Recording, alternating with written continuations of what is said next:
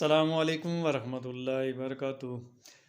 तो सेमीफाइनल की दौड़ जी शुरू है क्रिकेट में। तो ऑस्ट्रेलिया और पाकिस्तान का मैच तकरीबन मुतवक्को है, क्योंकि पाकिस्तान बी ग्रुप में पहले नंबर पे है, ऑस्ट्रेलिया जो है ना दूसरे नंबर पे है ए ग्रुप में। तो इनका मैच है, तो फिर उसके लिए आज बहुत ही अहम मैच होने जा रहा है, जो कि न्यूजीलैंड और अफ़गानिस्तान के है, जिससे जो कि ना इंडिया को बहुत ज़्यादा उम्मीदें हैं।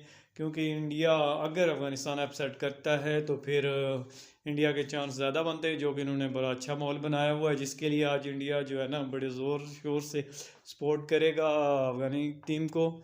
तो माशाल्लाह जी, देखें हम क्या होता है, ये तो शाम को पता चल जाएगा। तो देखें किस तरह कौन सेमीफाइनल में पहुंचता है। तो बाकी जो है ना पाकिस्तान और ऑस्ट्रेलिया जो है इंशाल्लाह सेमीफाइनल खेलेंगे।